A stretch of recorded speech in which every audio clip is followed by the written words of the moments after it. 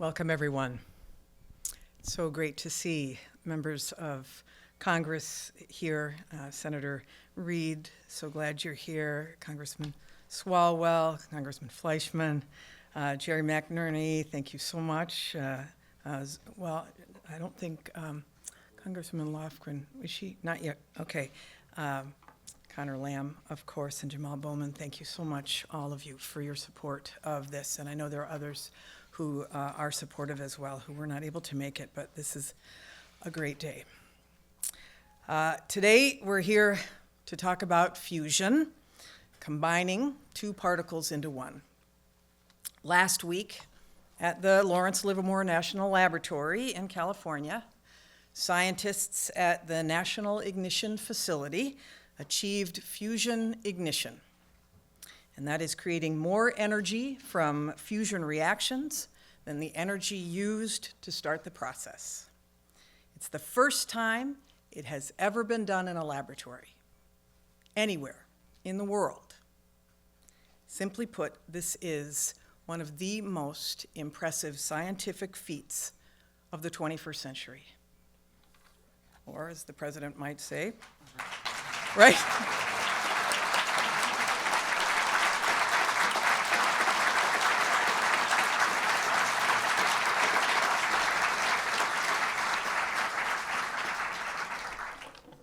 I do think he probably did say this is a BFD. Researchers at Livermore and around the world have been working on this moment for more than 60 years. So, what does this accomplishment do? Two things. First, it strengthens our national security because it opens a new realm for maintaining a safe, secure, and effective nuclear deterrent in an age where we do not have nuclear testing. Ignition allows us to replicate, for the first time, certain conditions that are found only in the stars and the sun. And the second thing it does, of course, is that this milestone moves us one significant step closer to the possibility of zero carbon, abundant fusion energy powering our society. If we can advance fusion energy, we could use it to produce clean electricity, transportation fuels, power heavy industry, so much more. It would be like adding a power drill to our toolbox in building this clean energy economy. So today, we tell the world that America has achieved a tremendous scientific breakthrough, one that happened because we invested in our national labs and we invested in fundamental research. And tomorrow, we'll continue to work toward a future that is powered in part by fusion energy. Fortunately, private sector investment in fusion research is already booming. It has reached nearly $3 billion in last year alone, and we've heard from professors that interest among students has never been higher, which is terrific. And that's why the Biden-Harris administration is aiming to capitalize on this moment. Today's announcement is a huge step forward to the president's goal of achieving commercial fusion within a decade. But there's still a lot more to do, so much more. We'll continue to work toward that goal and find other ways to progress to reach fusion energy. So, for example, in September, the Department of Energy made a $50 million investment for public-private partnerships to start working toward fusion pilot plant designs. And we're partnering with the Office of Science and Technology Policy to map out the president's bold vision for driving that commercial fusion in the next decade with the highest safety standards, with cost-effective, equitable deployment that positions American businesses to lead and communities to thrive, and with a skilled workforce that's diverse and inclusive. This is what it looks like for America to lead, and we're just getting started. Another big congratulations to Lawrence Livermore National Lab. Their team is here. Where are you, team? There you are. And they'll be, yes.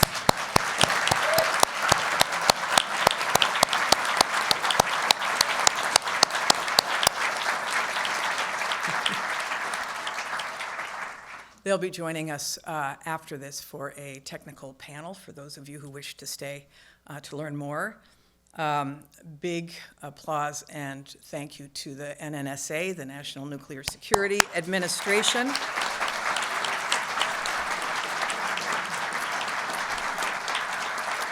And everybody who has been involved in this fusion breakthrough that will go down in the history books. You're going to hear more about the details of the experiment from Administrator Ruby and Director Budil. But first, I'm going to turn it over to the President's Science Advisor and Director of the OSTP, Dr. Arati Prabhakar. Thank you so much. Thanks, Secretary Granholm. What a pleasure to be invited to come celebrate this amazing moment here at the Department of Energy. It's really a privilege to be here. So when I heard this news, for me, the years fell away, and all of a sudden it was 1978. I was a summer student in the middle of my college years, 19-year-old kid, and I got the chance to go work at Lawrence Livermore National Laboratory.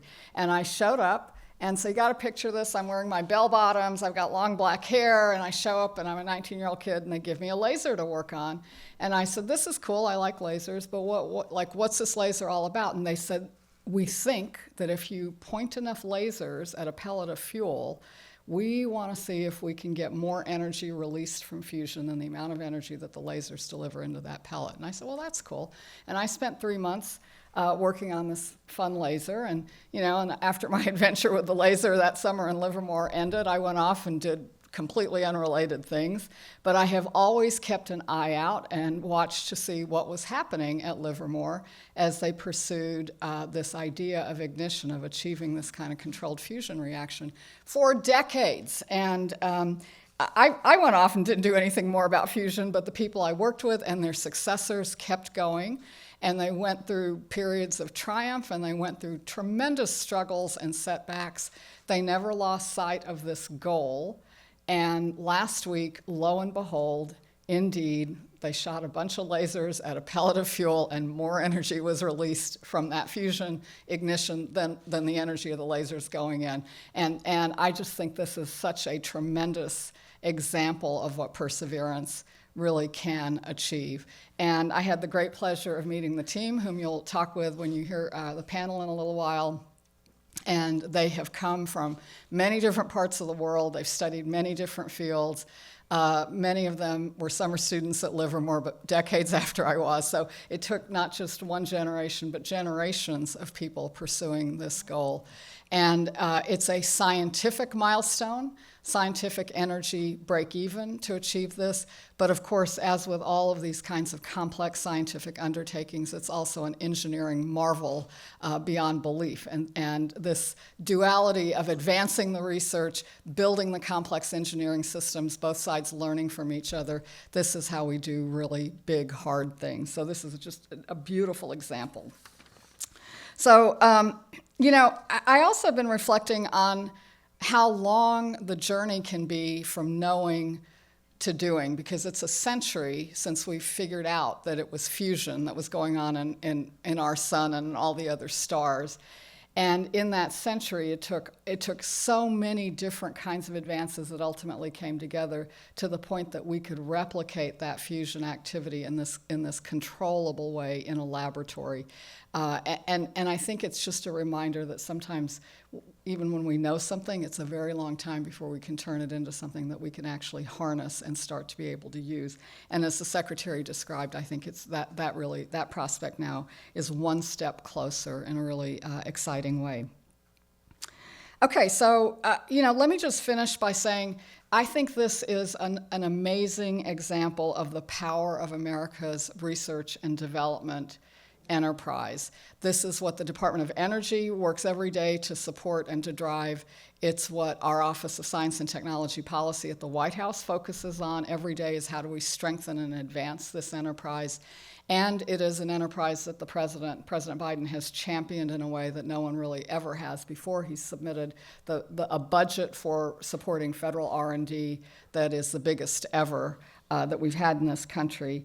And so I want to take a moment and congratulate the entire Department of Energy with Secretary Granholm's tremendous leadership, the National Nuclear Security Administration here that has championed this effort for so long, Lawrence Livermore National Laboratory, and especially and particularly all the scientists and engineers across many years who got us to this moment.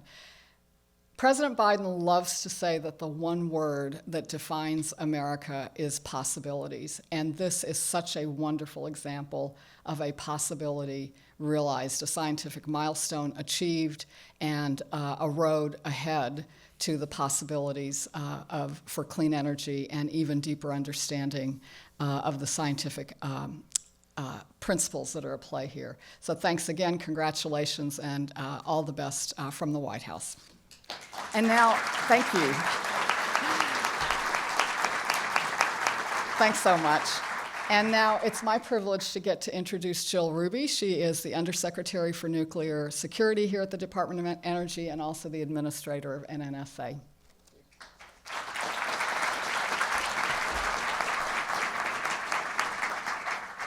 Well, good morning. Thank you, Dr. Prabhakar, for joining NNSA to celebrate our incredible achievement.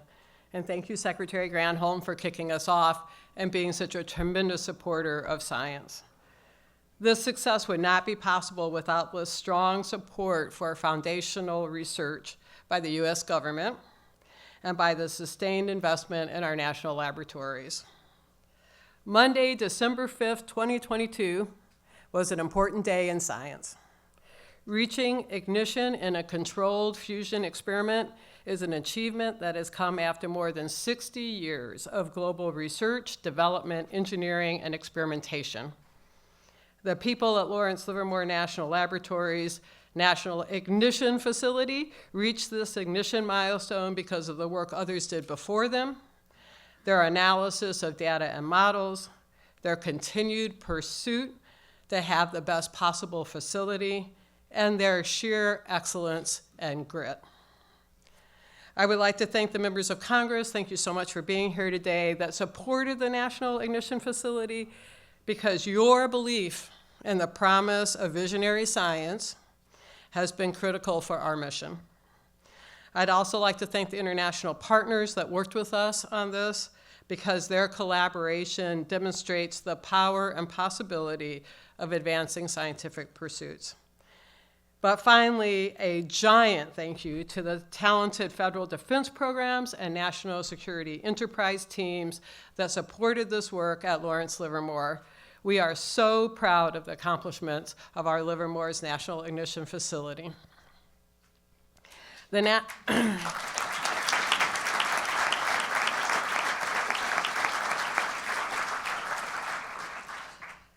National Ignition Facility is the world's largest and most energetic laser system.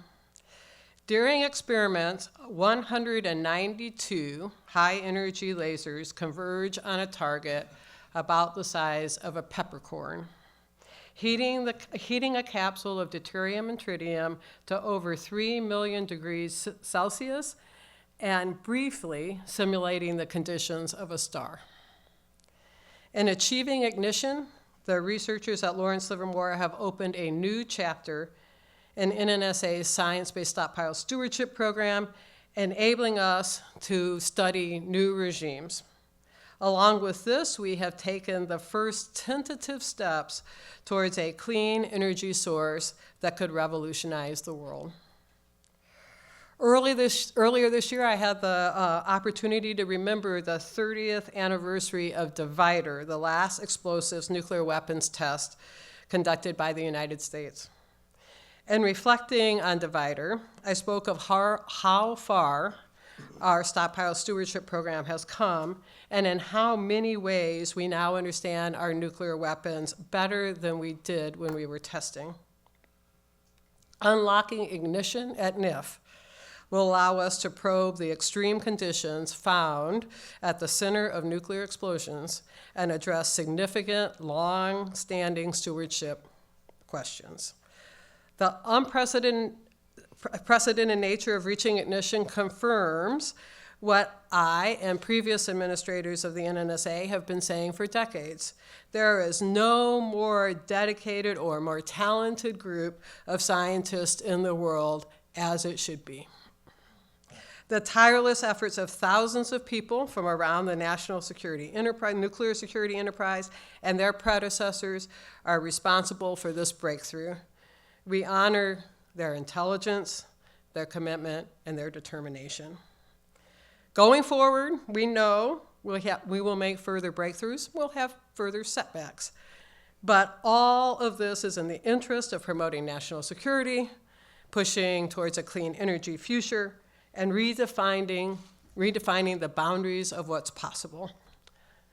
Thank you for being here. I'd like to introduce Marv Adams, the Deputy Administrator for Defense Programs, to speak on this achievement.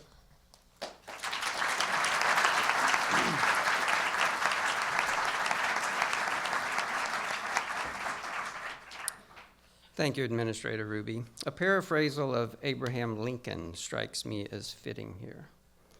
The world will little note nor long remember what we say here, but it can never forget what they did at the National Ignition Facility. So let's recap. A team at Lawrence Livermore National Lab, National Ignition Facility made the following happen. There's a tiny cylinder here at the end of this that you probably can't see. It's about so tall and this wide. Inside that was a small spherical capsule about half the diameter of a BB.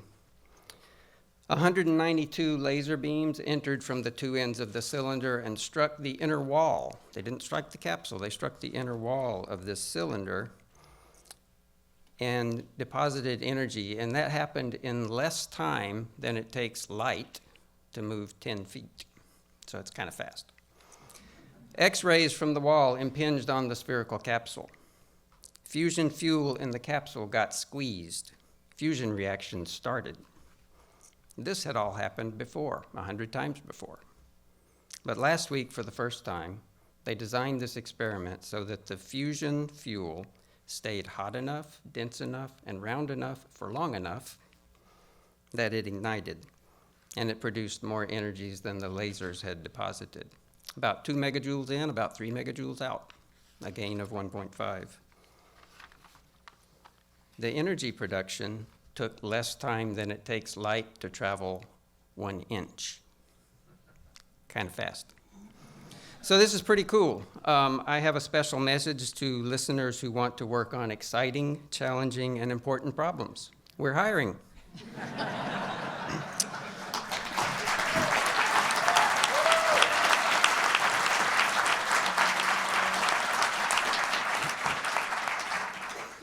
So, fusion is an essential process in modern nuclear weapons, and fusion also has the potential for abundant clean energy. As you have heard, and we'll hear more, the breakthrough at NIF does have ramifications for clean energy. More immediately, this achievement will advance our national security in at least 3 ways. First, it will lead to laboratory experiments that help NNSA defense programs continue to maintain confidence in our deterrent without nuclear explosive testing. Second, it underpins the credibility of our deterrent by demonstrating world-leading expertise in weapons-relevant technologies. That is, we know what we're doing. Third, continuing to assure our allies that we know what we're doing and continuing to avoid testing will advance our non-proliferation goals, also increasing our national security. The achievement we celebrate today illustrates that big, important accomplishments often take longer and require more effort than originally thought, and that these accomplishments are often more than worth that time and effort. that they took. With that, I would like to welcome my friend and colleague, Dr. Kim Budell, the director of Lawrence Livermore National Laboratory, to speak about her laboratory's achievements.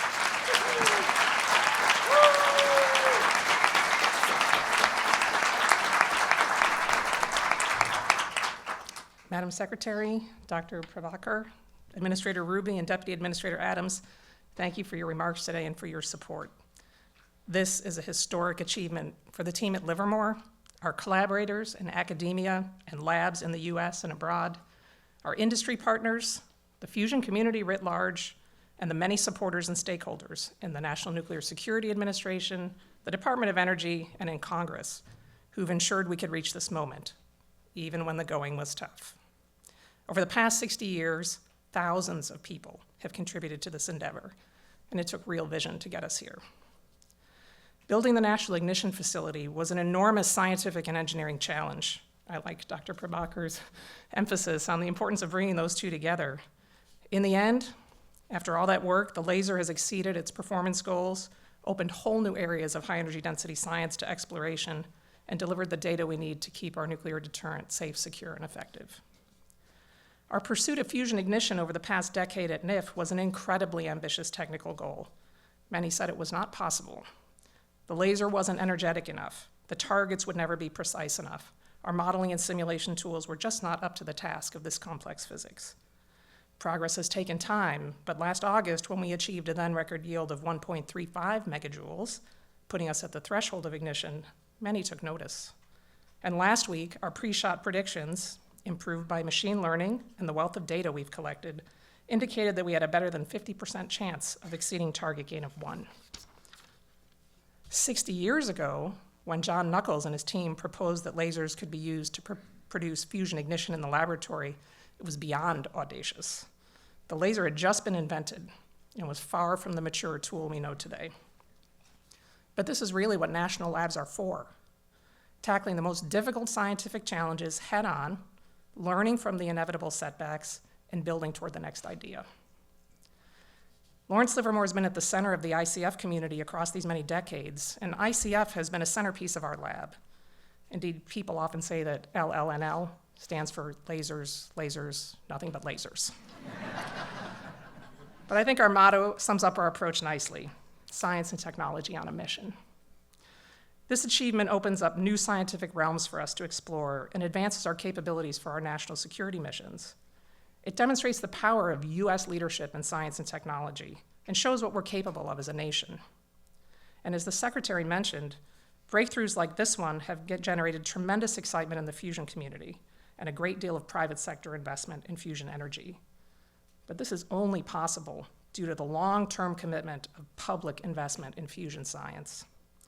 The science and technology challenges on the path to fusion energy are daunting, but making the seemingly impossible possible is when we're at our very best. Ignition is a first step, a truly monumental one that sets the stage for a transformational decade in high energy density science and fusion research, and I cannot wait to see where it takes us. Thank you.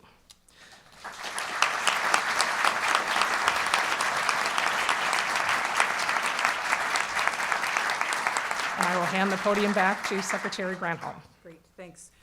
We will open up for a few minutes of questions, and I think that our public affairs team, Chad, is going to be navigating that, and of course we have the experts. And just here. give your name and your outlet, please. We're taking questions on this topic. Thank you. Yeah, hi, thanks. Ari Natter from Bloomberg News. I'm curious how long you think it'll be until we see commercialization of this technology, and also as a follow-up, if this happened on last Monday, why are we just hearing about it now? Thank you. It's going to take a while before we see this commercialized. I don't know if you want to say a word about that. Sure. Yes, there are very significant hurdles, not just in the science, but in technology. This is one igniting capsule, one time. And to realize commercial fusion energy, you have to do many things. You have to be able to produce many, many fusion ignition events per minute.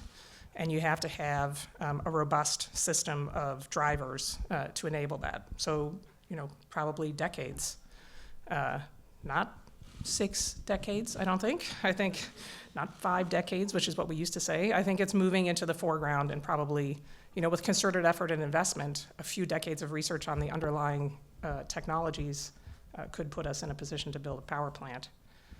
On the question of what we've been doing for the last week, the team has been hard at work analyzing data.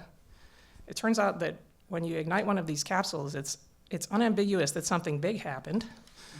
You make a lot of neutrons, but the data is not trivial to analyze, and the team invited all of their team members who understand the individual diagnostics to come in and work together to look at all the data to make sure we had the numbers right.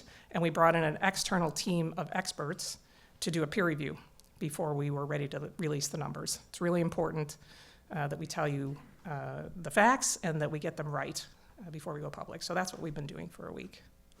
So You should probably stay there.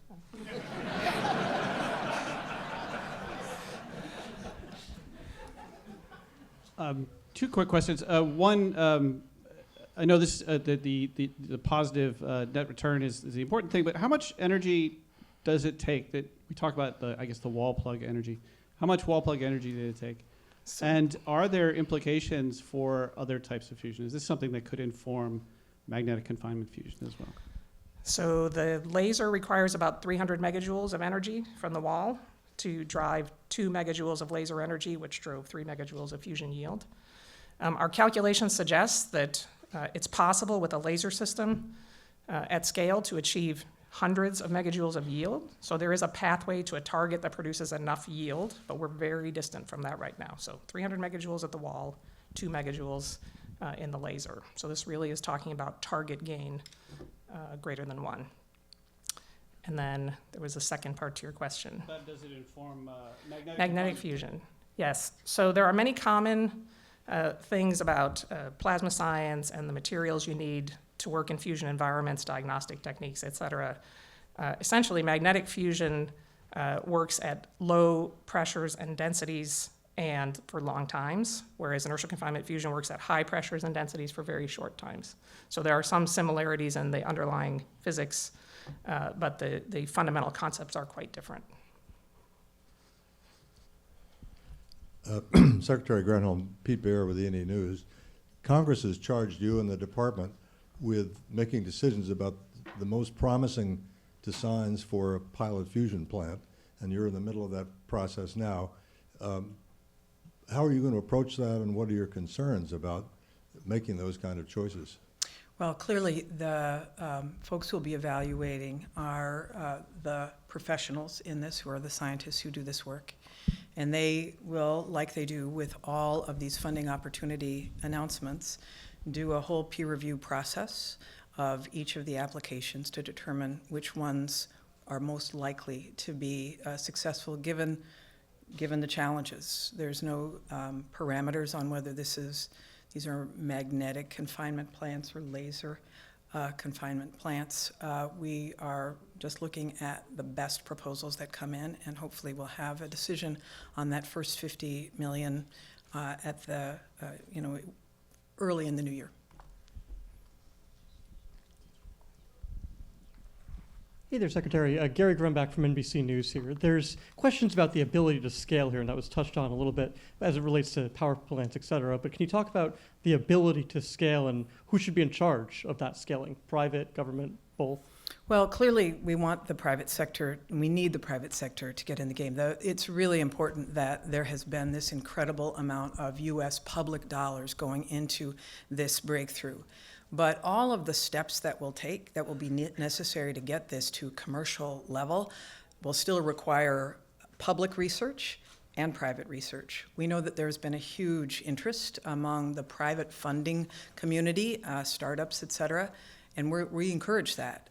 The president has a decadal vision to get to a commercial fusion reactor within, obviously 10 years. So we've got to get to work, and this shows that it can be done, which has been a question. Can you get there? This demonstrates it can be done. That threshold being crossed allows them to start working on better lasers, more efficient lasers, on better containment capsules, et cetera. the things that are necessary to allow it to be modularized and taken to commercial scale.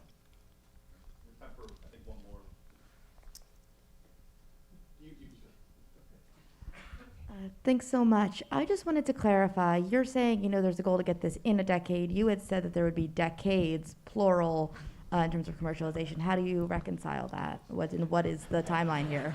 I think I get that. So there's two approaches to commercial fusion energy. One is based on magnetic fusion using devices like tokamaks. One is inertial fusion. There are private companies pursuing both approaches. The technology development, the foundational technology to begin to scale up toward a power plant is further along in the magnetic fusion community. And it's building more directly off the work that's been done in recent decades at facilities like JET in the United Kingdom, at the Princeton Plasma Physics Lab, at MIT, to build the foundational technologies up for magnetic fusion energy. You know, the National Ignition Facility has been focused on creating this first step.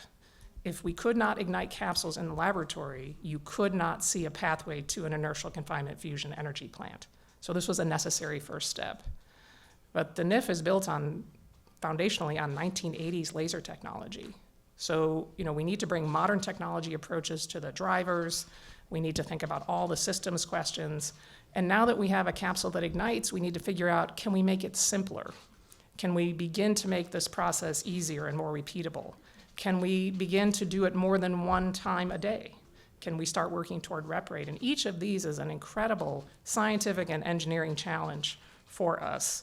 So while magnetic fusion may be a little bit in front, having that portfolio of approaches is really a great place to be, because these communities will feed off each other, we'll learn, we'll continue to advance the field, and many technologies will grow out of both fields in addition to the path to a fusion power plant.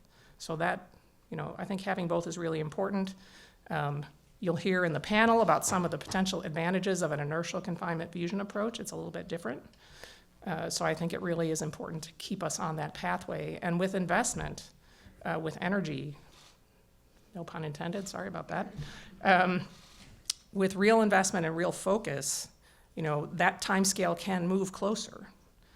We were in a position for a very long time where it never got closer, right? Because we needed this first fundamental step. So we're in a great position today to begin understanding just what it will take to make that next step, and then where that boundary is. I'm guessing, because I don't want to give you a sense that, you know, we're going to plug the NIF into the grid. That is definitely not how this works.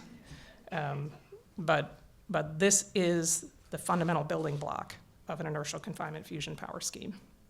So. Great.